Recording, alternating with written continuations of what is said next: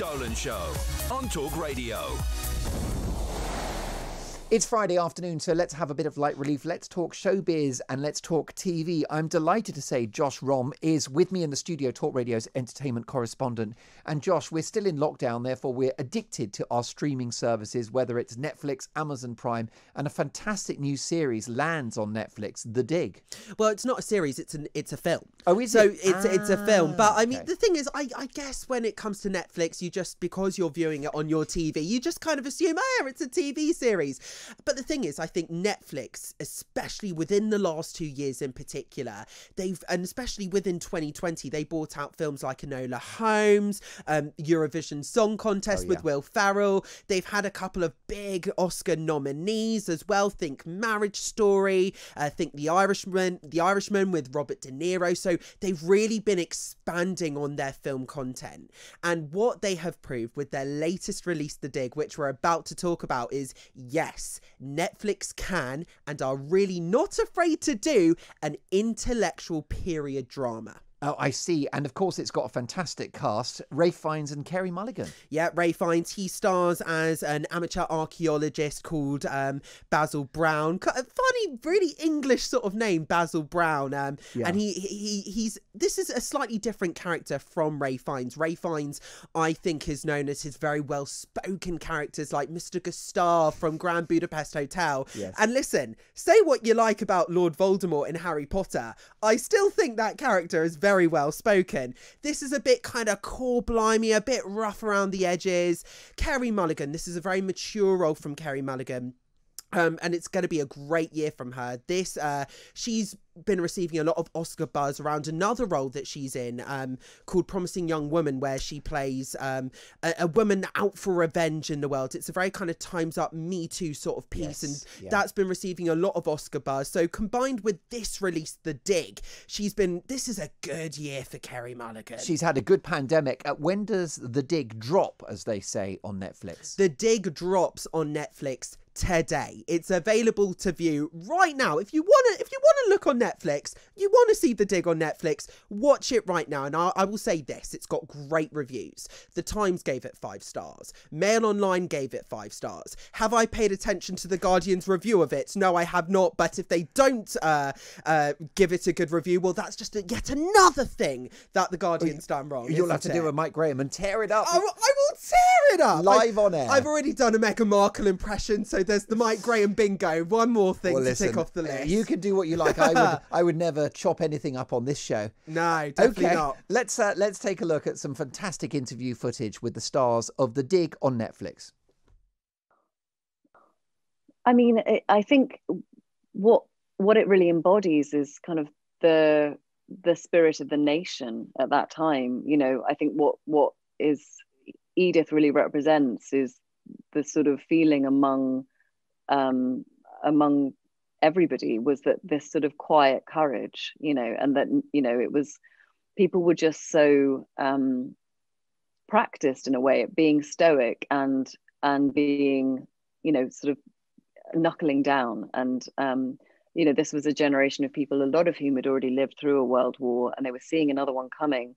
And I think there was a kind of resilience there, that they, you know, there was a sort of strength and a coming together of people, and yeah, this sort of courageous feeling. So I think that was a side of it that I felt was so lovely to see on screen. Again, I think we can all, you know, we can never be reminded enough of how that generation you know, behaved and dealt with the Second World War. Yeah, I think it's some kind of coincidence, or yeah, we didn't know this was going to be the case when we made it. So it's a quite, I mean, I don't know, everyone must be handling their lockdown and restrictions differently, but I certainly have had, you know, time to reflect. You've got time to reflect on your life and what you're part of and the world you're part of. And so yeah, I think people will, I think in a good way, people will connect to The Dig possibly more than if we had not had a lockdown. Because it does kind of put me onto my next question, because we are facing our own crisis at the moment. And I was going to say, do you think that we can learn a lot of things from the attitudes from the characters in the movie? Yeah, I think definitely. And I think actually, the film resonates in that sense in a way that perhaps it might not have done. But, given that we're living in this at the moment, it's such an extraordinary event in history, and it's it isn't a war, but it does, it is a massive moment of uncertainty and fear. And what I've witnessed is really sort of the best of people, that in that communities have become much tighter. People feel closer to their communities. We're honoring people who are the unsung heroes in society, the key workers, the nurses, the doctors. So I think, in that sense, we are echoing the spirit of people, before the Second World War, and we can just continue to learn from that, I think.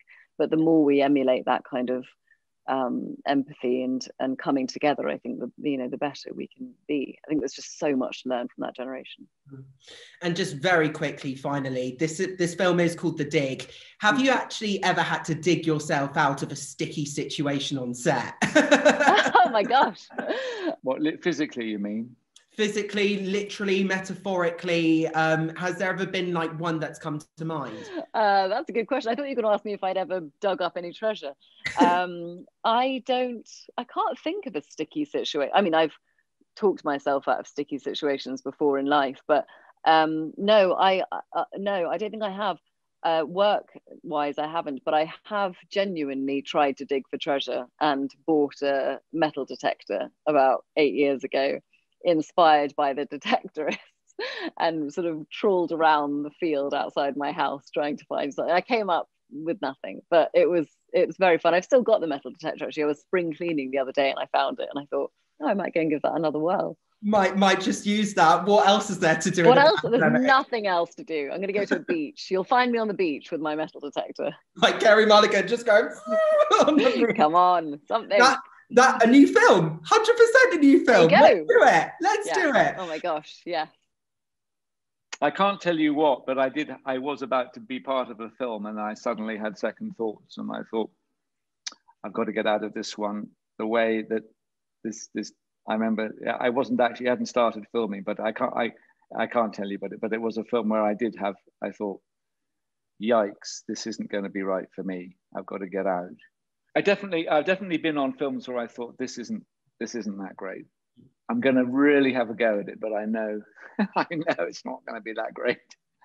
Fantastic stuff, Josh. Brilliant interviews. I'm really looking forward to watching The Dig. It looks fascinating, and it's on Netflix right now. You will return soon? Absolutely, I will. Keep up the excellent work. Josh Rom is Talk Radio's entertainment correspondent. Lots more to come in the next hour. We'll speak to Carey Mulligan, the founder of Pimlico Plumbers, who says quite simply in relation to the vaccine, no jab, no job. This is Talk Radio. Online, on DAB+, and on the Talk Radio app.